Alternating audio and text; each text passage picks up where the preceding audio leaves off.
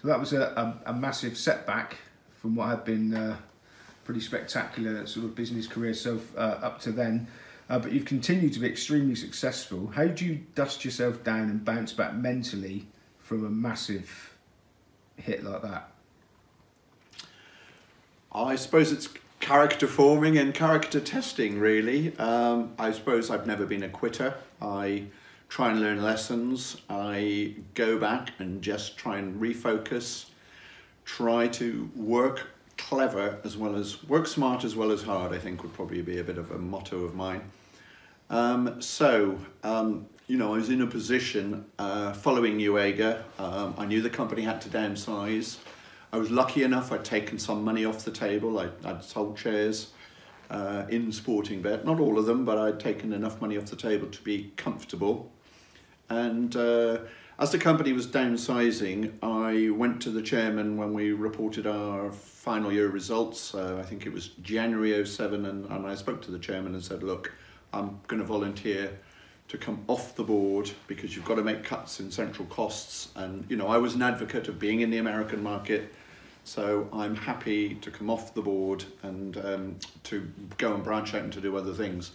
And I'd already begun to make a couple of venture capital type investments. And that has evolved since 2007 into really what has been a full-time job for me the last few years, which has been to manage a range of investments. And I sit on several boards of several companies as well. I was going to say, despite your success, you've stayed local to your roots in Herefordshire, but looking around I can see why it's absolutely beautiful. But any particular reason why a lot of people would sort of relocate to London where the, in inverted commas, money is, etc.? Any reason why you've stayed around here?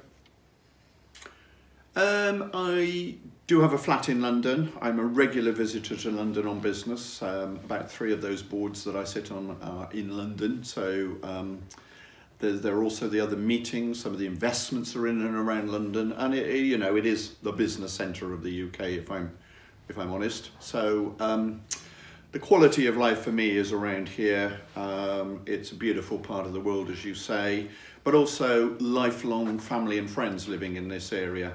And, you know, if ever I would ever been slightly guilty of getting big ideas into my head, coming back to Herefordshire and talking to my mates or even my brothers, I soon got cut down to size, and actually I think that's a good thing.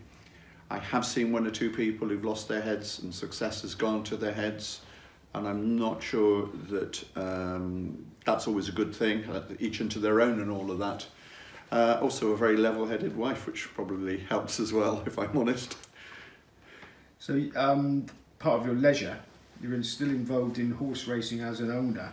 Yep. And you've been quite successful in that sphere too. Can you tell us something about your horses and trainers? Probably trainer mainly. My family have, for 3-4 generations, been very friendly with the Scudamore family. Michael Senior, sadly no longer with us, was actually my godfather. My parents and Mary and Michael Scudamore were best friends. I'm very similar age to Peter, just a few months older than Peter, so sort of grew up knowing Peter from children. And now his 2 sons, young Michael, Mickey Joe as we call him, and Tom are in the racing game. And Michael is the trainer of our horses, and we've had a few over the years. It's very much a hobby, not an investment, and therefore we've probably spent a bit more money on trying to find a nice horse than on anything else we've done. And 3 years ago, last week, we were lucky enough to win the Grand Annual at the Cheltenham Festival. And the festival really has been something that's been a huge part of my family's life. I think my father said before he passed away, he was a member for 50 years consecutively, and we think it was even more than that. It was probably more like 60 years after the war that he was a member at Cheltenham. And up until the year before he passed, he still attended, even if it was only 1 day of the festival. We used to helicopter him in, and we used to get him into a box so he could still do it at sort of in his late 80s, when the idea of being on his feet all day was probably going to be a bit challenging. So that's fantastic that we did that. And in fact, his father, my grandfather, rode at the very first festival. 1911, I think it was, as an amateur. So lots of history around Cheltenham, and therefore for us to have a winner ridden and trained by Scudamores was really quite emotional. Wow. Obviously you've had good value out of the race horses from just that experience. Do you think generally owners get good value from UK racing? Yeah, you're very right and wise to say from the experience we had value. It was monumental, and there is no feeling like having a winner. You know, I get all the same feeling when we win at a slightly lesser track, shall we say. You can't have too many winners anywhere. In the UK, no. If I'm honest, I think the UK. I think this is going to be quite a big political subject, but I don't think the UK owners get the best deal. I think part of that is due to the way that racing is organised and administered. And then, you know, you get into the funding of horse racing, and then we're into the conflict between the racing authorities and bookmaking to a degree. I do think that the bookmaking industry has been seen as too much of an easy cash cow for the racing authorities, and I think they need to focus rather than trying to pump more money out of the bookmaking game, which is very, very tough these days in a era of of increased compliance and regulation, and also now bookmakers have developed other markets, and they have international markets and other products. So I think horse racing needs to look at itself, and it needs to optimise its offering, and it needs to be creative, and there hasn't been any creativity in horse racing for far too long, in my opinion. Okay, so slightly changing the subject, but not that much. You know, you already said you run an investment company and you like to get involved in financing fledgling businesses, particularly in gaming. Now, I've read that it's well known that your investments are hugely respected and followed closely. How do you spot a winner?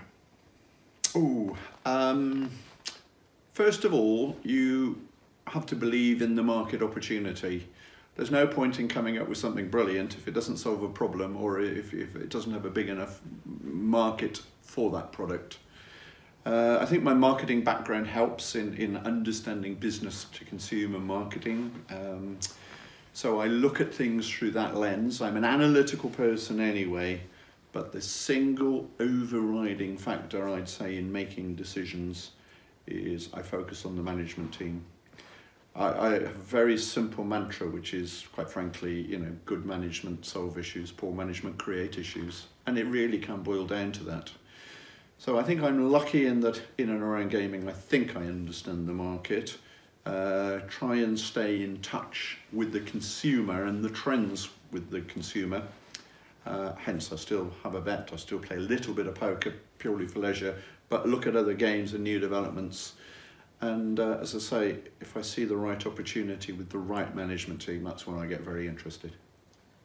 Is it the same sort of feeling to you as backing horses and playing poker, just on a bigger scale, finding a good company to invest in and then being proven right? It's very like that. You study the form. I think everything I just said sort of sounds a bit like studying the form, except I'm not looking necessarily at the jockey, I'm looking at the management. Yeah, so there's some data analysis based around financials, based around market opportunity. I don't really do pure startups, so early stage companies, I'm looking at their KPIs, their key performance indicators, how those are trending, and then we model the effect of deploying more capital into those businesses. So yes, the excitement comes for me when I think I find a competitive edge in the market. I don't need when I'm having a bet or having an investment, it's when I think I've found that competitive edge. Now, your rise from the backstreet betting shop to the global sort of super business, that's probably of its time, would you say, or would it still be possible for somebody who just got enough money to invest in something that modest, still be able to claw their way to the top in 2018? Oh gosh, I hope so. You know, when we started, what was it, I'm trying to think now, was it the big four, you know, Hills, Ladbrokes, Corals, Mecca had probably gone by then, let's say the big three then. You know, I thought these companies would never disappear, and they were all powerful, all encompassing in terms of the bookmaking game in the high street. And I think now we're in a situation where, you know, Ladbrokes and Coral have been forced to merge relatively recently. and now a pure online business. GVC is buying Ladbroke Coral. I mentioned earlier Kenny Alexander. In fact, Kenny went to be chief exec at GVC when that was a £27 million market cap business. Today it's 2.5 billion, and I think they complete the Ladbroke Coral deal in the next couple of days when it's going to be over a £5 billion business. Now, long-winded answer to your point, a small company can become a huge company by working smart, but I'd also like to think that the same opportunity is out there for bright young individuals, and I do meet them because of the investing, bright young entrepreneurial people whose knowledge of technology these days and the level at which they study and operate in and around business strategy, planning and management is quite impressive. And the reason I continue to sort of carry on in investing is I love meeting those people and helping to perhaps give them a leg up in terms of their career.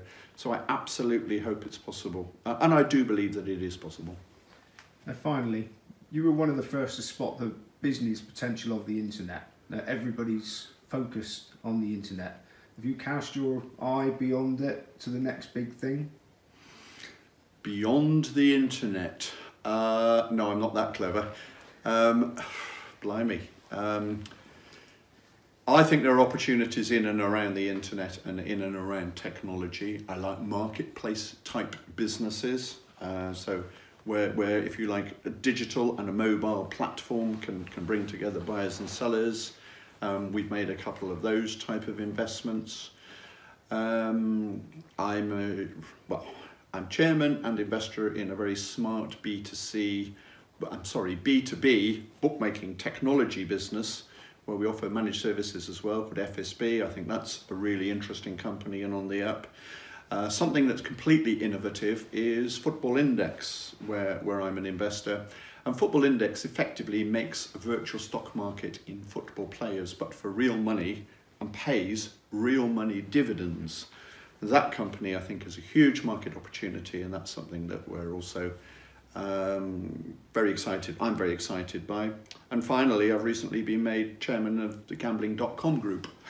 We hope to IPO that company later this year, and that's super smart, modern performance marketing through the internet primarily. And yeah, interesting times ahead, I think, for those three businesses.